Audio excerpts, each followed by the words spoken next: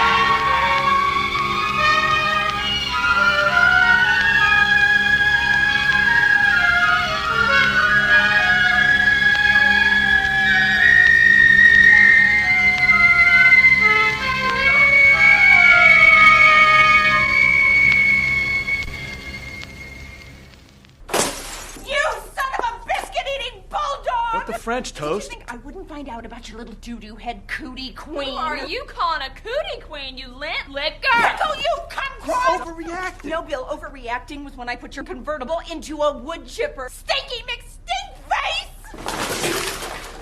You Hoboken. Fabulous. New Orbit Raspberry Mint cleans another dirty mouth. For a good, clean feeling, no matter what. Recording in progress, David. Welcome back to Notes from an Artist. I am your host, Tomaso Semioli. My co-host with the most is David C. Gross. David, please greet our listener. Karen, what can I say that hasn't been said already? Welcome to the show. I enjoyed that pregnant pause, David. That's right. Well, it's the only thing getting pregnant around here these days. No. Come on, we can do this without. No. Push into your bum. Bring those legs right back. Good girl. Oh, good girl. Go on then.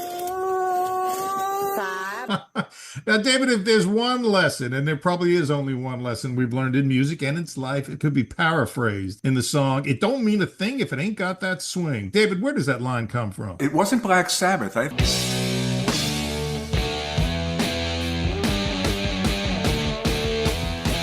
think it was Mr. Duke Ellington. It was Mr. Duke Ellington and Bubber Miley. Now, that was your former nickname, Bubber. That was a big hit in 1931, and Duke said it was the expression of a sentiment which prevailed among jazz musicians at the time. I think it still rings true. I think it doesn't matter whether you're a jazz musician or you play polka music. If it ain't got that swing, well, what can you do? If it ain't got that swing, it don't mean a thing.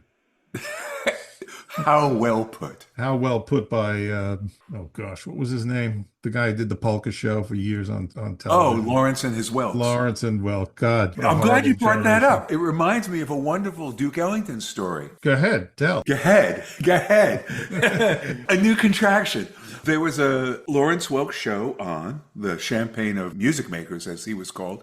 They did a Duke Ellington song, and the introduction was great. Now we're going to do Duke Ellington's immortal Take a Train. Go on YouTube, folks. It is there. Take a train. Okay, don't mean to think if it ain't got that swing. That was one of the earliest uses in popular music of the term swing for you historians out there. Anyway, as you can tell, our topic tonight is Edward Kennedy Duke Ellington, an icon of American music. Our guest is Jack Chambers, sometimes known as J.K. Chambers. He's the author of a new book on Duke Ellington entitled Tone Parallel to Duke Ellington, the Man in the Music. It is out now on University Press of Mississippi. And of course, Duke Ellington, jazz pianist, composer, orchestra leader from the mid-1920s until his passing in 1973 at age 75. David, he is the standard by which all big band leaders and jazz band leaders are measured by, with the exception of you, of course. That's right. Even in my duo, it's a big band. It's a big band. Duke was a pioneer in the recording industry as well, beginning with the 3-minute 78 RPM records in the 1930s, all the way to the long-playing album format of the 60s. He was a major concert attraction throughout his career. Constant presence on the radio, a new medium known as television, also was very kind to Duke. And he did film scores and songs for movies and advertisements, and we'll get into that in our interview. You know, for me personally, I always understood the importance of Duke Ellington. He passed when I was 13, so he was more of my parents' and grandparents' generation. They loved Duke Ellington. I preferred Mott the Hoople and David Bowie. But Duke played with Duke Ellington. Yes, they did. I think Ziggy Stardust and all the young dudes were originally Duke That's right. That's right. Jane, you ignorant slut. Duke had such an expansive career, it's hard to know where to look for beginners, and those who are familiar with his music, it's hard to find a source which explains the depth and history of Duke's artistry, and Mr. Chambers does that in his book, Tone Parallel. I think I've sold about 3 books so far to friends of mine who are interested in learning more about Duke. He is a very complex artist, but his work will last your lifetime, and as we say on the show... I did not have sexual relations with that woman. All the best songwriters I know, from rockers to American country pickers, all revere Duke Ellington. So this show's a long time coming. Yeah, it does. I would like to add another book to this glossary you've got going, and it would be Music is My Mistress, which it's an autobiography by Duke. Oh. And it's fascinating. He gets a lot into the history of growing up in Washington, D.C., and a lot of his early career. For me, and I don't know if it's because I always like to look back, I really enjoyed the earliest stage of Duke's life when he was doing his band, the Washingtonians. Songs like East St. Louis Toodaloo. My God, that was cool stuff. Then you jump up to the 40s, and there was a great live album. We talk about this in the interview with saxophonist Ben Webster and bassist extraordinaire, the first real Jocko, outside of maybe Slam Stewart. His name was Jimmy Blanton. Then you jump a little further after World War II. Most of the big bands had fallen apart because of financial reasons. And you can make a great tie-in to both rock and roll with Louis Jordan, bebop with Charlie Parker, that those bands were put together specifically because it was cheaper to do. And that's not knocking any of the great music that they did. Finally, I think the most important thing about Duke, and most people know this, is his orchestra was his instrument. He wrote for his instrumentalists. He created wonderful vessels for his bands to play. Yeah, that's why here we are, 2025, and he is still relevant. Still relevant. And as I mentioned in the interview, it would be nice if there was some sort of dramatic interpretation of his autobiography, of his biography, one of those Denzel Washington, Will Smith type films. Because It's almost as if Duke is kind of forgotten in the mainstream. You don't hear about him. You don't hear him discussed anymore. Well, I think part of that is due to the fact that we're in a streaming world.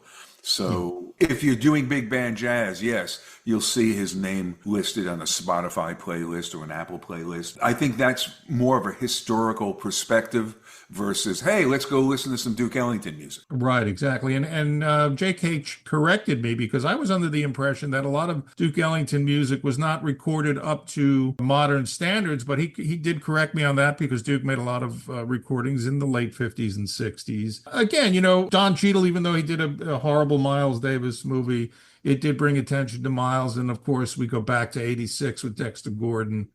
The movie, was it Round Midnight? Round Midnight. Great. Round Midnight. And then, of course, there have been other biopics. But he's worthy of one, and that would bring more attention to him. Maybe to and oddly enough, in the cartoon series I created called Jazzin' in the Key of C, one of the major places that the kids go to learn to play music is the Duke Ellington School. See, that's who knows? We're not filmmakers, not yet anyway. And as always, after our show, we will have a Duke Ellington playlist. But first, David, it's time for the plugs. Yes, indeed. Plug me in, dear doctor. Okay, we plug away. Notes from an Artist can be heard live on internet radio every Monday evening from 8 p.m. Eastern on to 10 o'clock p.m. Eastern on www.cygnusradio.com. Cue that up on the browser of your choice. You can download the Cygnus Radio app, David, on your computer or mobile phone. And now you now have the freedom of choice when it comes to Notes from an Artist live on the radio. Notes from an Artist podcast is streaming right this very second on Apple, Amazon, Buzzsprout, Spotify, and wherever podcasts are impregnated, David. Listen to Notes from an Artist anytime on your own time. And of course, I get a spam phone call in the middle of this. Notes from an Artist, David, is in the top 10% of all 3.2 million registered podcasts. Well, I hate to say this, but since that, we're still in the top 10%, but the amount of podcasts worldwide has grown. What is it now, David? Who the hell knows? But that's like a year ago, so obviously there's got to be more of them. There should be a few more. Anyway, Notes from an Artist is heard in 2,063 cities, towns, villages, encampments worldwide. And that includes, David, 122 countries, territories, sovereign terrain, your favorite brothels, houses of ill repute, condominiums, timeshares, districts, provinces, and wherever people are conjugated. Well, there's a verb for you. You know we have a Notes from an Artist YouTube page. That's right. You can watch interviews from some of our more high-profile guests and low-profile guests and no-profile guests. Yeah, just and like grumpy guests. We've got Steve Vai, Bill Wyman, Ron Carter, Joe Lynn Turner. He's got 3 first names. Richard Thompson, John Wobble, Phil Manzanera, Lenny K, Glenn Matlock, Michael DeBar, and Mr. Happy. Ian Anderson of Jethro Tull. You can follow us. And then they are dull now. They were exciting once, but now they're Jethro Tull. It's Cutthroat Gel, whatever. You can keep up with Notes from an Artist on our website, www.notesfromanartist.com, anytime, all the time, on your own time. Hey, you know, Tom, we probably talk about Jethro Tull more than anybody else. Right. Even he should be giving us royalties. He should be. Well, David will have to do a follow-up with... I would actually like to get Martin Barr on the show. We've talked about that. Yes. Let him teach us his bar chords. Yes, Martin Barr, who I think lives in America. He's an American. Anyway, let's bring in Mr. Jack Chambers. Let me introduce Jack Chambers to our audience member. He is a professor of linguistics at the University of Toronto. He is an author. He's a journalist. Toronto Globe and Mail, correct? Correct. I'm doing pretty good. And he lectures at the Toronto Duke Ellington Society. Jack, tell us about that society. What is that, Toronto? Well, there are Duke Ellington societies all over the world. There used to be a lot more, of course, but right now it's down to about 5 or 6. And the Toronto one has been going since 1940 or 48 or something like that. Duke Ellington was a guest there a few times, and we meet monthly throughout the year. And I give a talk there once a year. Every February, and I've done that now for 20 odd years. So it's a wonderful opportunity to meet people who are interested in Duke Ellington and know a little bit about him already and want to know more. And that's really the kind of thing that drives people like me to make a new presentation every year. Interesting. Now, Jack has authored several books on linguistics and music. Among your music books include Milestones, The Music and Times of Miles Davis, which was 98. And then you did Bouncing with Bartok, the incomplete works of Richard Twardzik. Richard Twardzik, indeed, piano player from Boston. As one of the reviewers said, I've written books about the 2 greatest jazz musicians of all time and the least known one of all time. So that's Richard Twardzik. Yeah. He died very young in his 20s and composed only 5 pieces of music. Right. Made a few hours of music, but wonderful, but it was a heroin accident that killed him. 24, right? He was young. Yeah. David, what was you going to say? Yeah, Tom, I don't know if you know this, but some of the best Chinese food in the world comes from the Toronto Chinatown. Is that right? The few times I've played up there, we would make a beeline. Chinatown was extraordinary. Do you agree, Jack? I agree entirely. In fact, it's my favorite cuisine, and that's not an accident. That's because I've been spoiled by the wonderful restaurants in Toronto, the wonderful Chinese restaurants. Yeah. All right. Well, in the United States, you more likely have Mexican restaurants than Chinese restaurants, as common as us, and in Britain, of course, they have Indian restaurants that are common all over the place. Right. But in Toronto and in most of Canada, There are Japanese restaurants in almost every nook and cranny. Not many of them authentically Chinese, but in Toronto, lots of authentically Chinese ones. All right. Well, there we go. We'll have to have a show on Chinese food soon. That's right. But we are here, David, to discuss Jack's latest book, which goes well with Chinese food. It does. It does. A little dim sum and a little bit of Duke. Give a little Duke and dim sum. That should have been the name of it, actually. But he has a better name. Dim Ellington. A tone parallel to Duke Ellington, The Man, the Music, which is out now on University Press of Mississippi. Well, Jack, can you briefly talk about the relationship between linguistics and music? Now, all good writers, and I use that term in a strict sense because anyone with a website now is a writer, on some level have a love of language. Among my favorite writers are Hunter Thompson, Timothy White, and J.K. Chambers, of course. And both these writers, as different as they were, have a lyrical, musical aesthetic to their work. And I guess you could say that about Poe and Shakespeare. But don't music and speech functions have many aspects in common? They do in a sense. Language, of course, is built in. So human beings are born to speak. But not all human beings are born to play music. That's something that you have to learn. So you learn music the way you learn algebra and the way you learn chess and the way you learn other learned things, but you don't learn language that way. Unless somebody locks you up in a closet from the time you're born, you're going to speak. And you're going to speak a language, and you're going to speak it instinctively because it's built into you. And then under other sort of combinatorial exercises like music and like chess and like algebra are based largely on the way we've put together language, the way our natural instinct is to put together language. So there's a syntax to music and there's a syntax to language. There's a syntax, there are the set of rules that make a syntax for chess.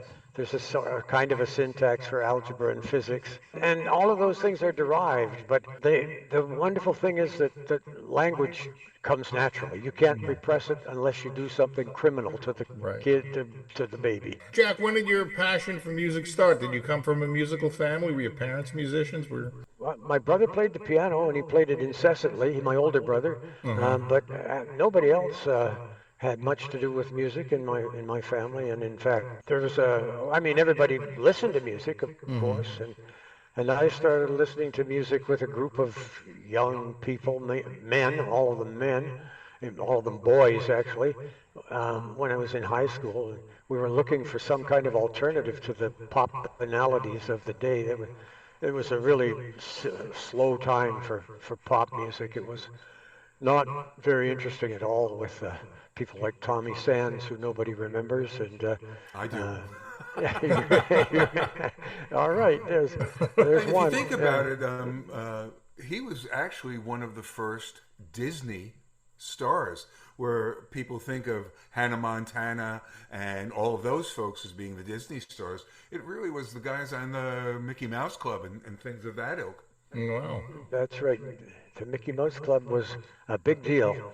Yeah, and in fact, there were movies with a lot of sand in them that those people starred in.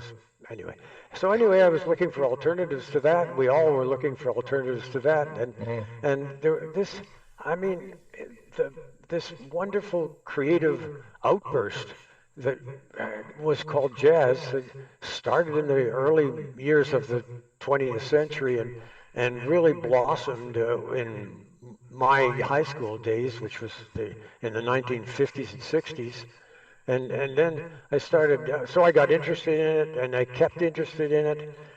And lots of people thought that when I became an academic and started writing books about language that I probably should stop writing about jazz, but I just never did.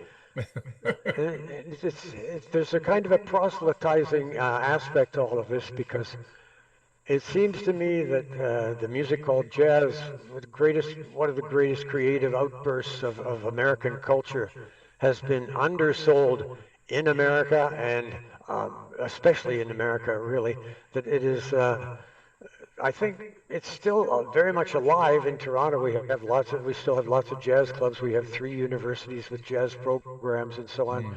But I worry because Duke Ellington, with all of his masterful, innovative, one-of-a-kind harmonies and a tremendous breadth of music that he left us, thousands of pieces of music in many, many, many genres, and many of those pieces of music deserve to be heard, and I live in constant fear that they will just simply go buy the books.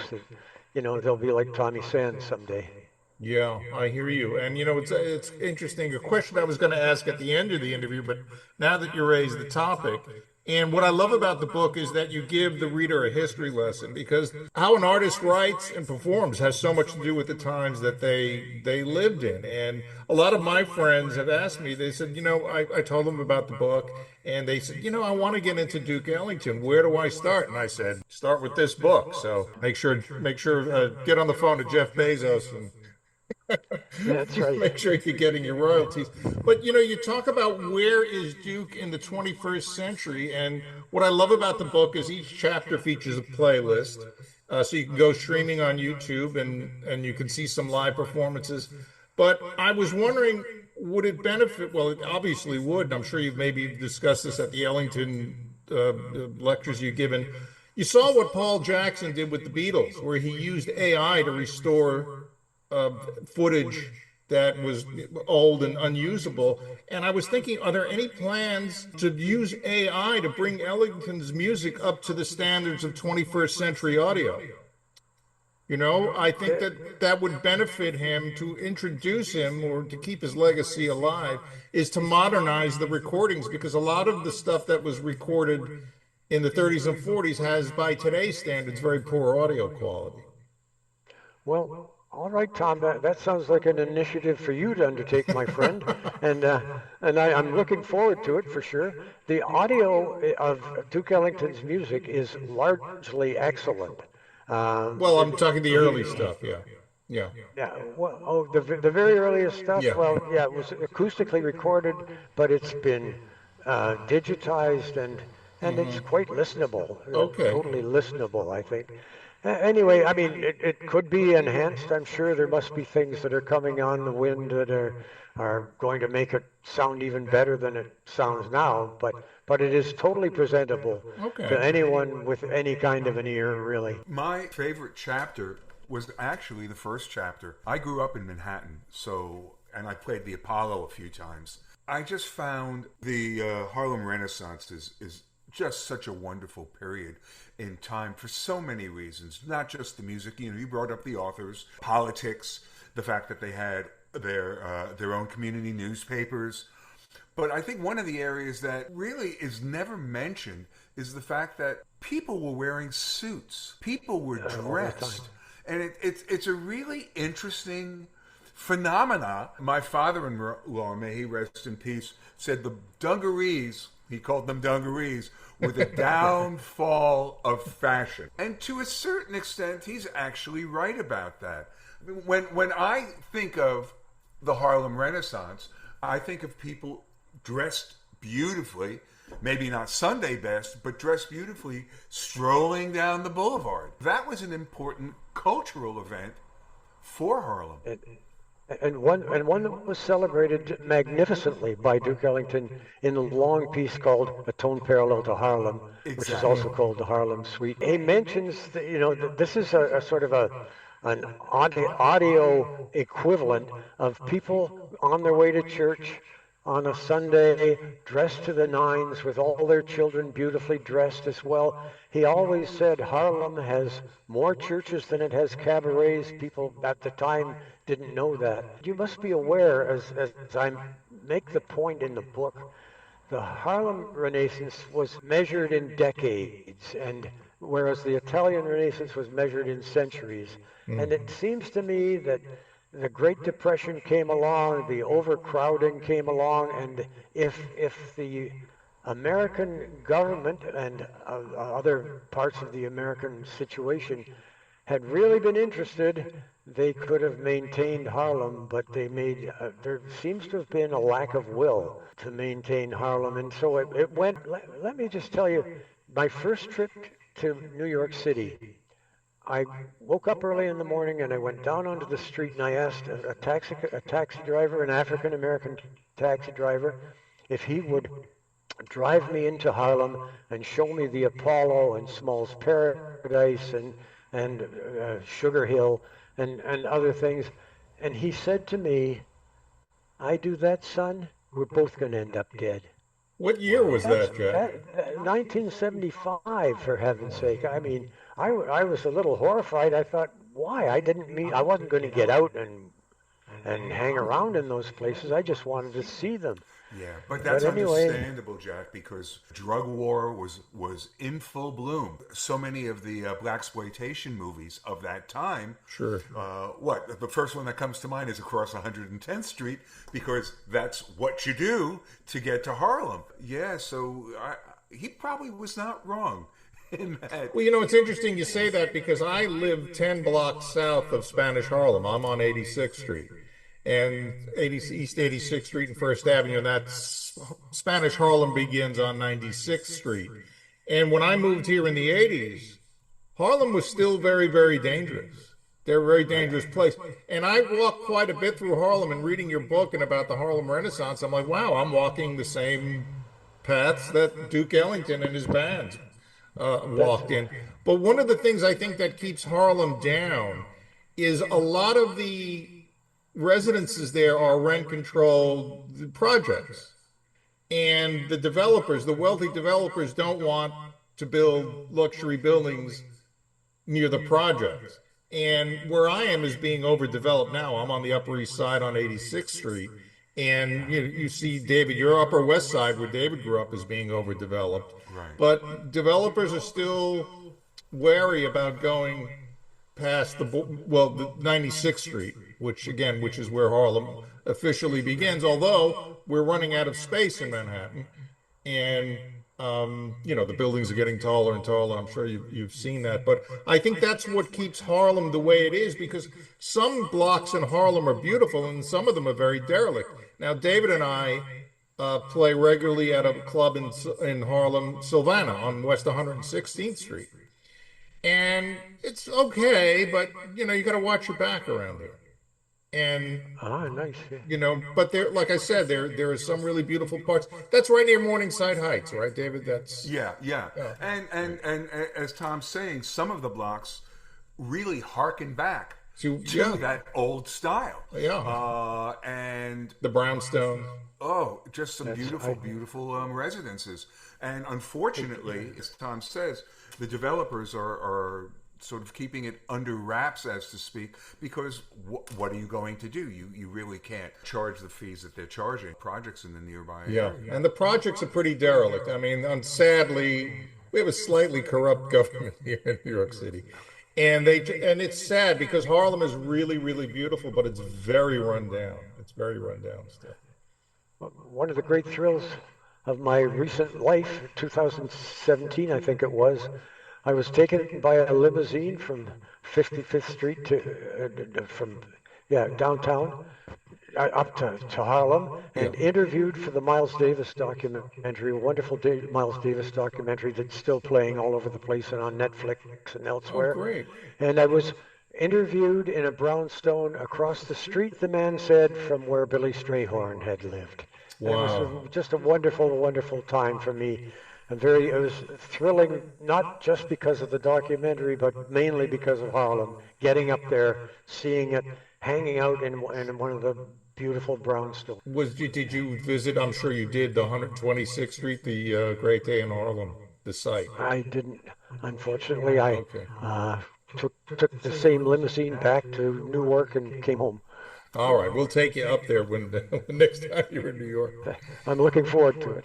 But you start off the book with a remarkable quote from Duke, and it says, "What I'm involved in is a continuing autobiography, a continuing record of the people I meet, the places I see, and then see change." And I think my generation, my gosh, Bob Dylan could have said that, Miles Davis could have said that, Leonard Cohen could have said that. His work was always a work in progress. That's right. I think, more accurately, his work says it even than Miles Davis, because Miles Davis was a kind of poet, and from from the middle 1950s until his death, he was playing poetic things, that pretty little things that you can just sit back and admire. They're so beautiful, so beautifully made, and you think about the element of spontaneity that went into it, and yet the sense of form and formality that came with it. Duke Ellington was more like a portrait painter, more like a composer, and he was interested in all kinds of smells and accents and the way people walked and the way people talked. He was not interested in museums. He traveled the world, and as far as we know, he never went into a museum in his life, but he smelled everything in the bazaars, and he watched the guys who were playing their flutes while pythons danced in the sky or whatever. He looked at northern lights in Canada. He stopped the car that he was riding in and watched for 2 hours while the Aurora Borealis took place, and then wrote a magnificent piece of music called Northern Lights. This part of the Queen's Suite. So, I mean, everything he saw somehow made it into his music. Right. When he went to Damascus, he heard the greatest roar of traffic that he'd ever heard in his life. And when you listen to the what he calls the Far East Suite, you can hear traffic jams in the music. But of course, they're not really traffic jams because they're played by saxophones and bass and percussion and all that. It's all about the world. Yeah. And yet it's musical from start to finish, from top to bottom. Every musician who listens to some of those train songs that I write about, it's just so musical, and yet it imitates all of the intricacies of the train. Right, he loved trains. Onomatopoeia. Right, the comfort, the dining. He got his pants pressed on the train, as you mentioned. He was private time. Didn't you get your pants stolen on a train? Yes, Tom? yes, on the 6th subway train. That's it. Yeah. Wow. But you know, Jack, another interesting thing from the book. After reading the book, I was just thinking. You bring up Billy Strayhorn, and he had so many lyricists, but I think his music is some of the only music that just shut up and listen to the music. I don't want to hear your lyrics. Do you know what I mean? I do. I know exactly what you mean. And in fact, I make the point in the book that music is essentially a nonverbal medium. You do. You're right. That he became a songwriter out of necessity. Yeah. Right. Yes, that's right. The thrill of music is something that happens in your right hemisphere, but words are what happen in your left hemisphere, and so they sort of anchor you back down to the world. If you think about his most famous song, which would probably be "Take the A Train," or let's say most popular, most people would know that song. Okay? When somebody starts singing it, it ruins it for me. That's right. You know? Me too. You know, just shut up and listen to this. Well, you know, it's fascinating you talk about that where you tell the story, and I had never knew this. Mercer Ellington pulled it out of a wastebasket. Billy Strayhorn had thrown it away. That's right, yes. Strayhorn crumpled it up. He said, this might be good for Fletcher Henderson, but I'm not working for Fletcher Henderson. I'm working for Duke Ellington. But Ellington then took a look and started playing it immediately, started the band playing it. And I mean, I just try to be very subtle about this, but none of the work that Billy Strayhorn did was Billy Strayhorn's alone. Duke Ellington always made it listenable, took away a lot of ornamentation, made it clearer and cleaner, but he gave Billy Strayhorn credit, more credit really than he probably deserved, but that's okay because he deserves credit, no doubt about that. Some writers think he deserves all the credit, which is totally wrong. Right, I've seen that, yeah. But Take the A Train was written by Billy Strayhorn with no assist from Duke Ellington until he put it in front of his musicians, and then he started tinkering with it, and made it, well, gave it a little bit of a touch anyway. Billy Strayhorn is the only composer of note on that. Interesting. And you mentioned you use the term locomotive automatopoeia. That's right. Yeah, nice term. As you would expect from a linguist. But you also explain how Ellington wrote for his soloists, which I was unaware of. Yeah, he loved the sound of individual musicians, and so he loved the sound of Cootie Williams playing trumpet, the sound of Johnny Hodges playing alto saxophone. They sound, to anybody who's listened for more than 10 minutes, you can pick out Johnny Hodges even when it's not an Ellington tune, right? And Ellington simply exploited that very characteristic sound of Hodges. It exploited it in many ways because Hodges was very versatile. He was a wonderful musician. But Cootie Williams, too, the trumpet player, wonderful. One of the great songs about Harlem is called "Echoes of Harlem," and it's one of the, I choose it when I'm giving talks, when I'm giving demonstrations, as an example of how the composer and the individual musician come together to make a perfect symbiosis. It's so much Cootie Williams and it's so much Duke Ellington that they're like inseparable. And that's really the gift, one of the gifts that Duke Ellington had. I loved when you wrote about 22 years later, Cootie coming back and slowing the tempo. See, actually, we do read the book, Jack. we're different than a lot of these interviewers. Yes. I was going to say you're the first one. Yeah. What can we do? First two. We're literate. We can't help ourselves. Yeah, we're linguistically challenged though. but honestly, that was great when you Duke knew to slow it down, and you're right. None of us will know. Is it because he wanted to give that extra oomph for Cootie coming back? It's a great story. It really is. It is a great story. Yes.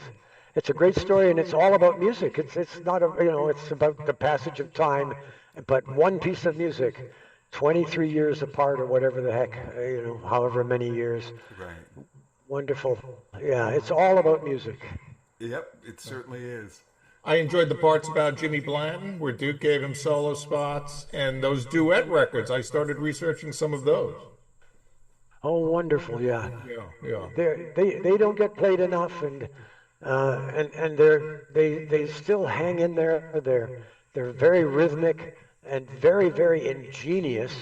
When you think about the interplay of those two men, one of them already in his 40s and the other one just turned 20, and yet beautifully matched. Everything that Ellington put out there in front of Jimmy Blanton was in order to enhance him. But of course, it also made us more aware, I think, of Duke Ellington's piano than we ever had been before. Right. That's another thing you bring out in the book is his greatness. You say his greatest piano piece was Lotus Blossom, and I think his mother called him Bill. He played a solo version of it at every encore of his performances. For years afterwards. But the one that's on the recording called "And His Mother Called Him Bill," the tribute to Billy Strayhorn. Right. It was almost an accident. The band was cleaning up. You can hear in the background the guys putting their instruments away and muttering to one another, and all of a sudden they become aware that the recording engineer has kept the music, has kept the machinery on, and Ellington is at the piano, and it is very, very touching. It's really heartfelt. And one of the things about Ellington is he had a kind of a facade that sometimes he could hide his melancholy, but lots of times when his guard was down, that's when you hear the real Ellington. And that recording of Lotus Blossom is one of the magic moments when you can almost feel the tears when he's playing it. I want to go back to the Blanton years just for a couple of minutes. First, I actually became aware of that Blanton Webster band. Smithsonian put out a 2 or 3 CD package of a live show in South Dakota. Yeah, that's right. No, North Dakota. North Dakota. It was actually a dance. Right, exactly. What was really interesting for me is at that time, Jocko was the big deal for us bass players. And you sit there and you listen to Jimmy Blanton from back in, what was it, 41 or 42? Yes. And you're going, huh. Really, outside of Slam Stewart back in that day, no one had the facility of Jimmy Blanton. That's just really remarkable. And yes, you bring the strain right to Scott LaFaro, who obviously listened to Jimmy Blanton at least. Yeah. Really, really fascinating. And jumping ahead again, believe it or not, when Impulse put out the John Coltrane Duke Ellington record, that was not something that either one of them really wanted to do. It was something that Bob Thiel thought about because Coltrane was headed into the stratosphere and said, wait a second, we need to sell some records. Let's bring this man back. But that's exactly right, yes. That's an incredible record. It is really an incredible record. And you can almost, I mean, if you listen to the music in the order that it was recorded, you can hear Coltrane all of a sudden getting interested. All of a sudden he realizes that this is his milieu, that this is not some kind of a foreign encounter. This is not some kind of a trip to Mars or anything like that. This is not something that's going back to the 1940s or 50s. You're absolutely right. And the one piece on there that I love most of all is called Wanderlust. Yeah. And it was a Johnny Hodges tune originally, but it's made into a kind of a symphony for a quintet or sextet when Ellington revisits it. And you can tell just how serious Bob Thiel was about making money on the records. I was friends with Bob Thiel Jr. The Johnny Hartman record, which was done just around the same time with Coltrane, which was also a ballad-specific, pretty much, recording. Impulse needed the money. Interesting stuff. I think looking at it on the bright side, Bob Thiel gave Coltrane a venue, or more than one. He gave him situations that made him shine, really. Yes, yeah. In ways that, I mean, you can listen to that other stuff that came a little later that goes on for 45 minutes straight and see if you get the same thrill that you get when he plays with Ellington or when he has Johnny Hartman with him. I think the primary difference, it's not lyrical, it becomes more mathematical, if you know what I mean. Yeah. Well, he seems to be running changes all the time, right? Using every possible mutation of the chord. Yeah, the Slimsky book is front and center. Another I enjoyed was your talking about Duke's Hollywood film scores, and it was interesting to read the backstory of Assault on a Queen, the 1966 film, which I watched on YouTube. And of course, Duke was commissioned by Frank Sinatra, who starred in the film. And I watched the film on YouTube, and it's interesting because Duke's music has really nothing to do with the action of the film. It works best in the bar scenes, but there is one scene, it's hysterical, where a submarine is rising to the surface. And Duke Ellington, you hear easy listening swing, and I was hoping that Frank Sinatra would break into a song there. Just didn't work. But you emphasize in the book that writing for film and writing for film to complement the action on screen are two different talents. I watched. There you go. Whoa. This was given to me by a neighbor because I have a 1978 player. But this, Columbia Records, the voice of Frank Sinatra, this has got to be about 46. Wow. So, yeah. Look at the old label. Oh, my goodness. This is going to be hard to work on radio, I think. Well, they're used to us doing this. And also, I edit all of this. Tom puts together the clips that go on YouTube. So maybe he'll put that on YouTube. You're holding it up. You never can tell what he does. Well, we watched. I also watched Anatomy of a Murder, and given Oh, that wonderful movie. right, given that Otto Preminger, who liked to push the envelope in his films, Duke's music complements the action. The film scenes themselves have rhythm to it. So, and the camera angles, the way the actors move. And I didn't realize it won Grammys. It won Best Orchestral Performance, Soundtrack Album, and Best Musical Composition. So, Yeah, I Well, think Tom, it says think so. about that too when we interviewed John Bellingham. Burlingame, John Burlingame. That At was that Assault. time, Assault. Hangman He Mancini- put out the CD for the Assault on the Queen, right? Is that? No. What I was going to say is when Anatomy of a Murder came out, television was in a crime drama fixation. And Henry Mancini was writing a lot of Peter Gunn, Right. Mr. Lucky. Yeah, beautiful. And you can put those scores up against Anatomy from a Murder, not so much as one better than the other, but it was the time that was happening. Do you know what I mean? Yes, yeah. I think Ellington had an advantage over Mancini because he had those magnificent characters from that movie. I mean, the music for Lee Remick is almost graphic. I mean, you almost feel sexy about that music as she's so wonderful in that movie. Yeah. A real inspiration. Everybody loves her except some of the critics thought she was a heel, right? That she's the villain. Well, maybe she was, but Ellington certainly loved her. Yeah, and I think you actually mentioned. I think John Burlingame is quoted in your book, if I'm not mistaken. I think you did, yeah. So yeah, that was, and again, one of the gifts of modern technology is now I can put the book down and watch the movie and and go back to the book. So That's really wonderful. Yes, yeah. I also like Paris Blues. I had a wonderful experience with Paris Blues. I was several years ago, around 1999 or thereabouts. For 2 years, I had taught a seminar at the University of Toronto for 19-year-olds, the kids coming into the university. So you had a maximum of 24 kids, and they were all first-year university students. And it was a way for the university to give them a course that didn't have 150 people in, right? It was a way of getting a sort of small class for them. So the first year, I had a 1 week for a movie, and I played Man with the Golden Arm with Frank Sinatra, and because it has a really wonderful jazz score, and it's about a jazz drummer played by Sinatra who happens to be a junkie. Right.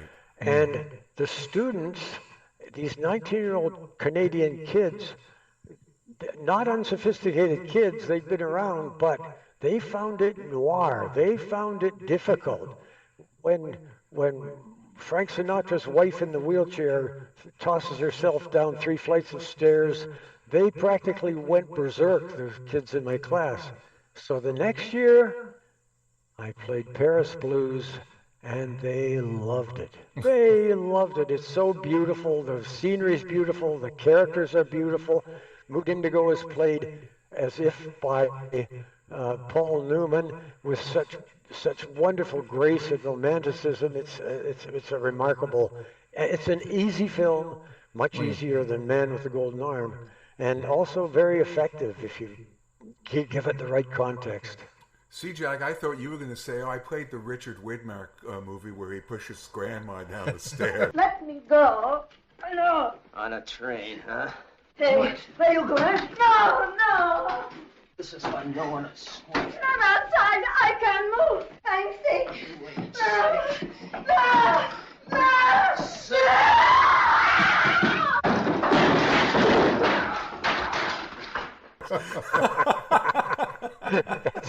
Wow, I haven't seen that since 1940 something, right? I don't know.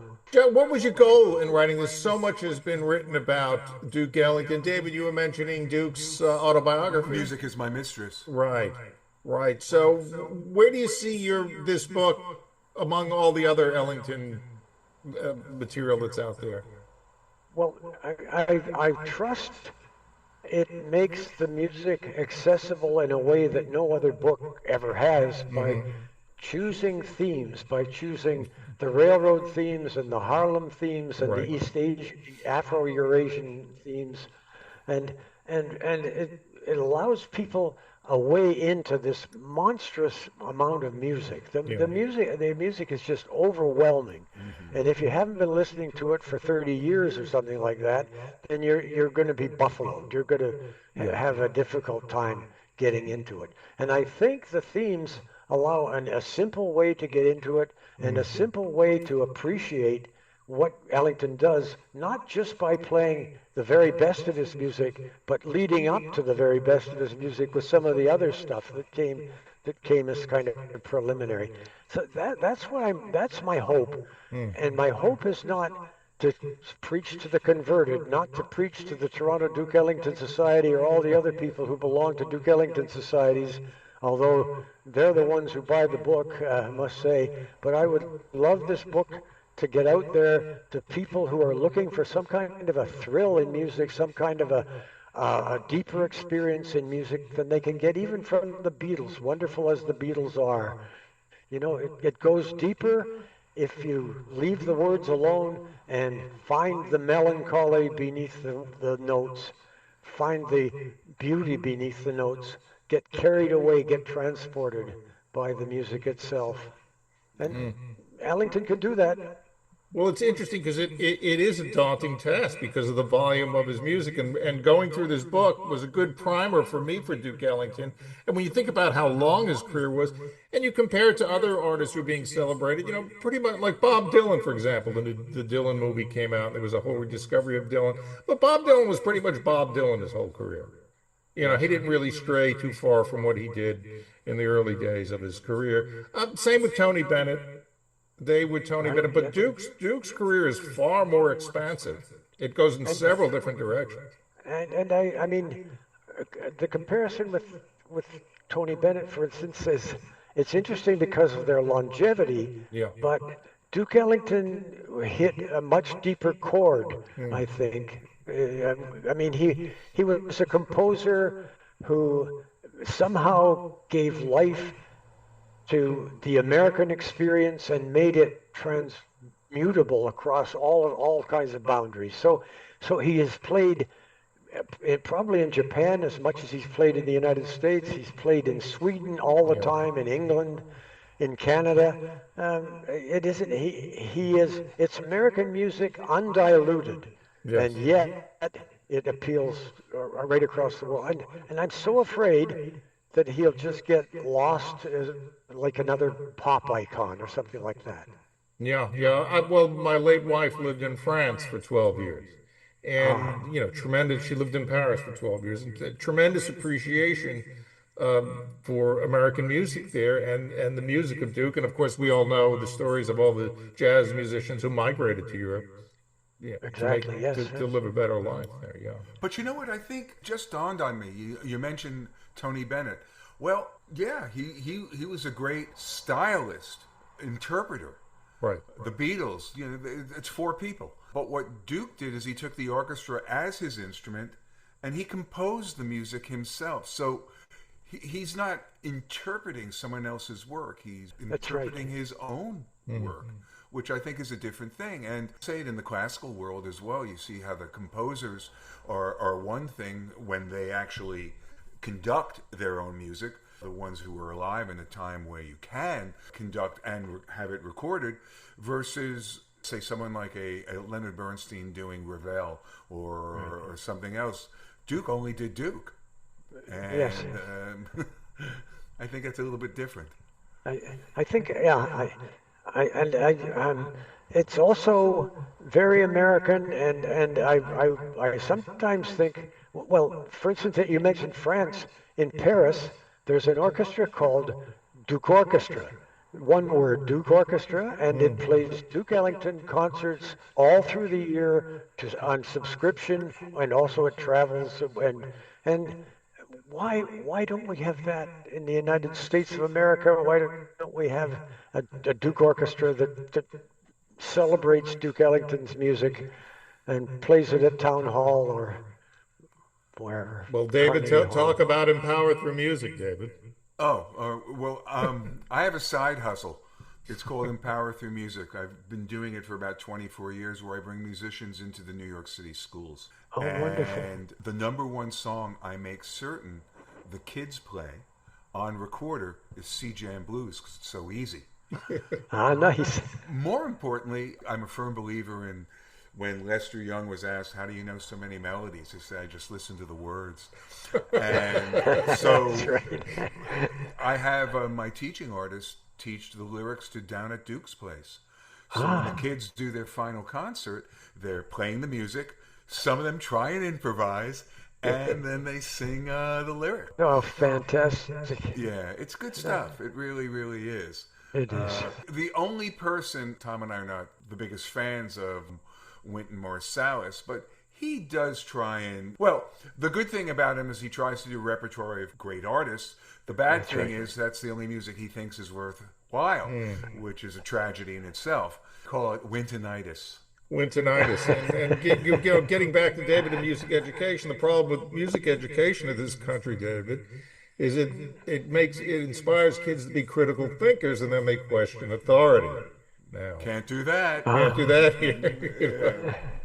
Well, Marsalis sponsors that high school, the annual high school competition, which is a brilliant thing, and we have an archivist at the Toronto Duke Ellington Society who always tunes us into the competition every year that Wynton Marsalis has the runoff of the high school bands who play Ellington music and are judged, adjudicated, and I mean it's now been going on for something like 18 years, 15 years, something like that, and it's a wonderful service, and I just wish again that more people would trust Wynton Marsalis's taste and give it a listen.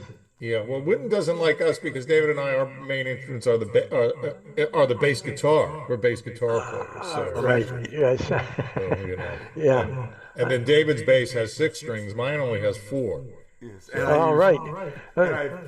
So it's 10 altogether. So that's good. But there it is, and he has pink strings. Whoa. Yeah. You can see why Wynton doesn't like him. That's right.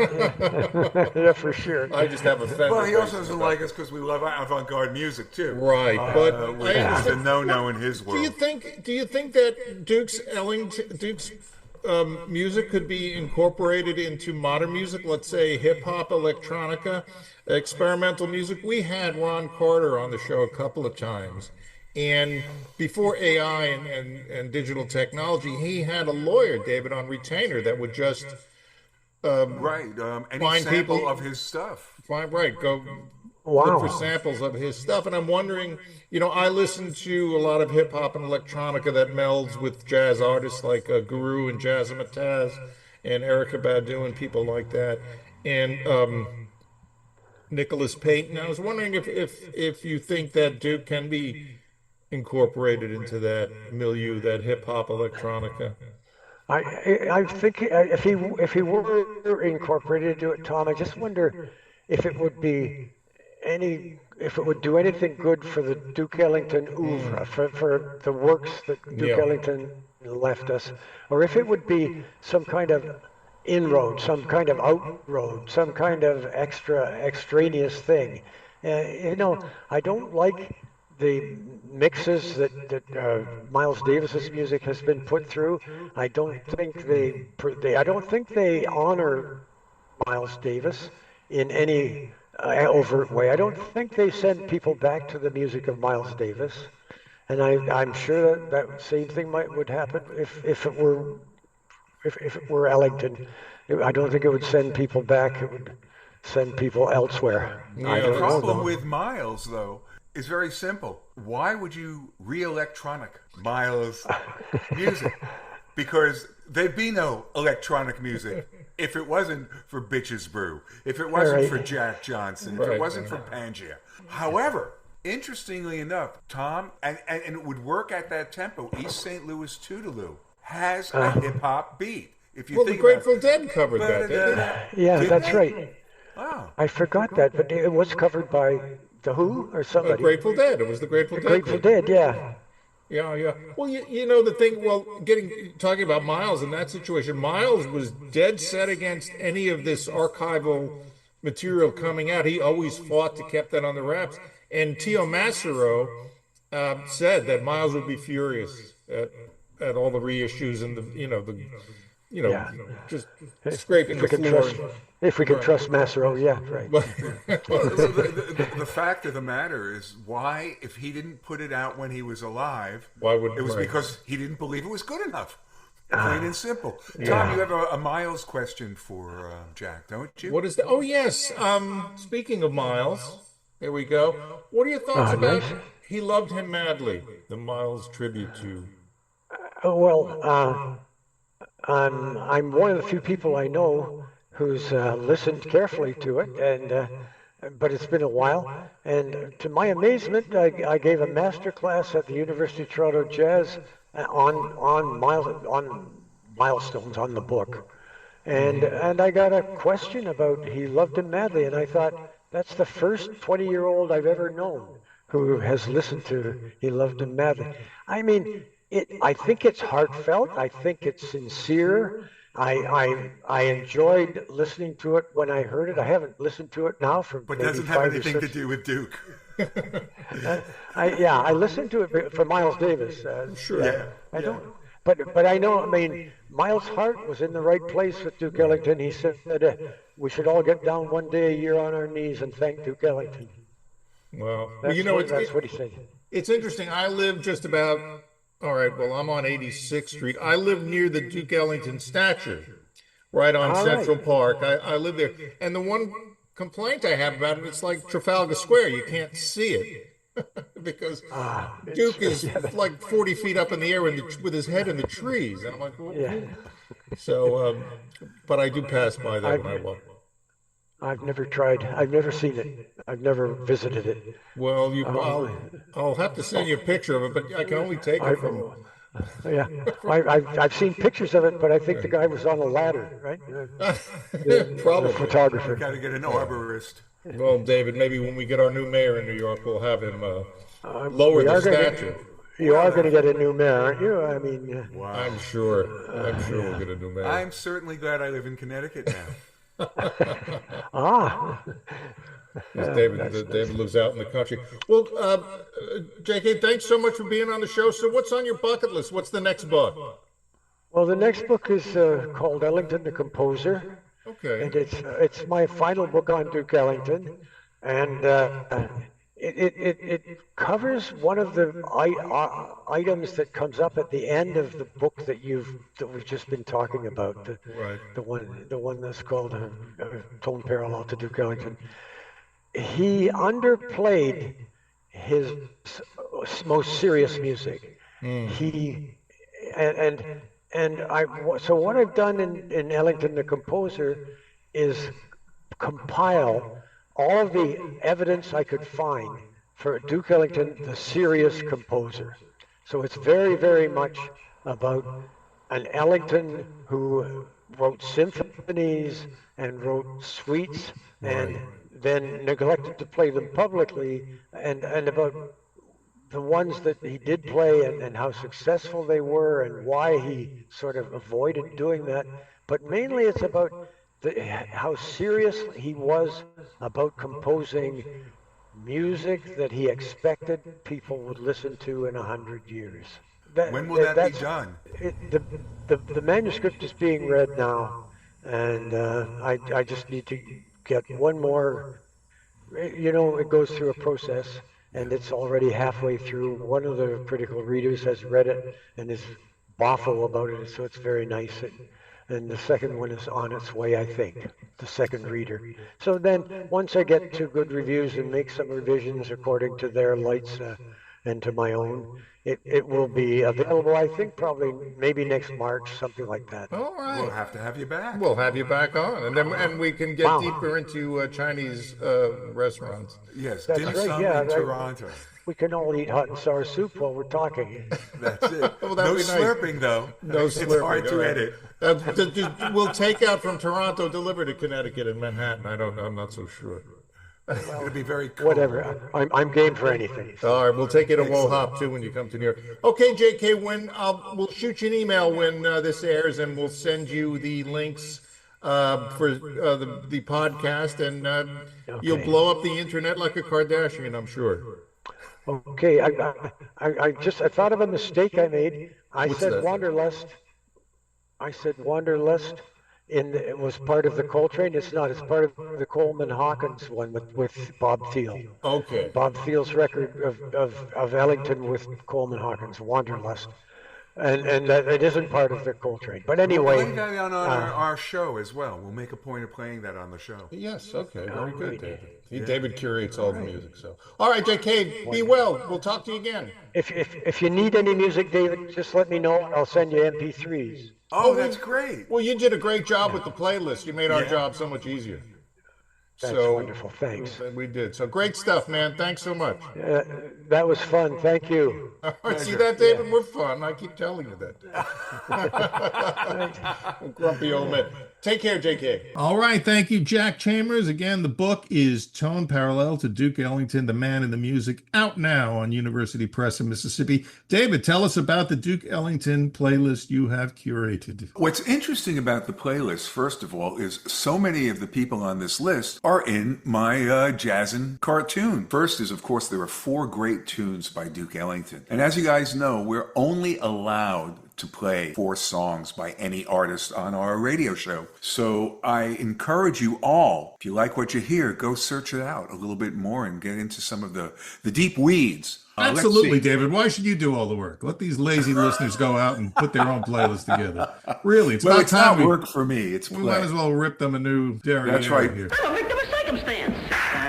So let me tell you about these 4 Duke Ellington songs. They really are a good mixture of things. First one is Anatomy of a Murder, which was a great movie in the 50s. As we said in the interview, this particular score was very influential on Hank Mancini in doing Peter Gunn and Mr. Lucky and a lot of the jazz-oriented TV shows of the 50s. The second song, I knew I had to put this in because the name of the book is A Tone Parallel to Duke Ellington, but that comes from a tune that he wrote called A Tone Parallel to Harlem.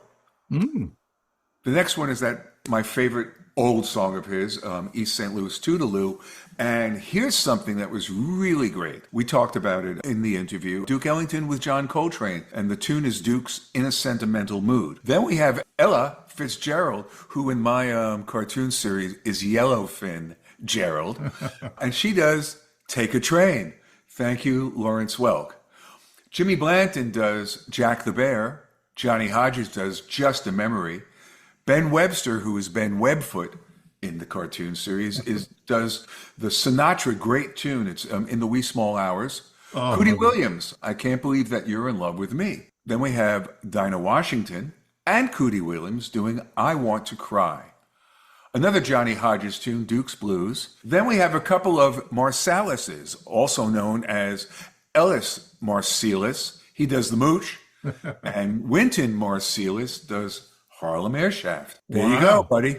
Nice stuff. Nothing from the Genesis album, Duke, David. No, I didn't do that. That they can do on their own. Can dance. Talk amongst themselves. Okay, and then of course you had the Thin White Duke. David Bowie was the Thin White Duke.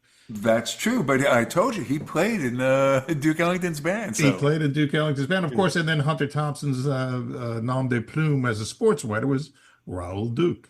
Yes, and we have him in this interview as well, playing none other than Raoul Duke. Playing Raoul Duke. Boy, what I would love to have interviewed Hunter Thompson. Okay, that's another episode of Notes from an Artist. My name is Tomaso Semioli. David, say bye-bye. Bye-bye. In the criminal justice system, sexually based offenses are considered especially heinous. In New York City, the dedicated detectives who investigate these vicious felonies are members of an elite squad known as the Special Victims Unit. These are their stories. I did not have sexual relations with that woman.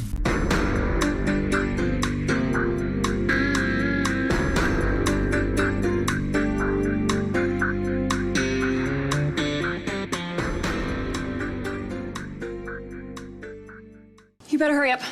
We don't want to be late. What the heck did you just do? Let your man out. Brute, the essence of man. You gotta fucking be kidding me! How dare you call yourselves professional? Due to unforeseen circumstances, this show will remain on the air until further notice.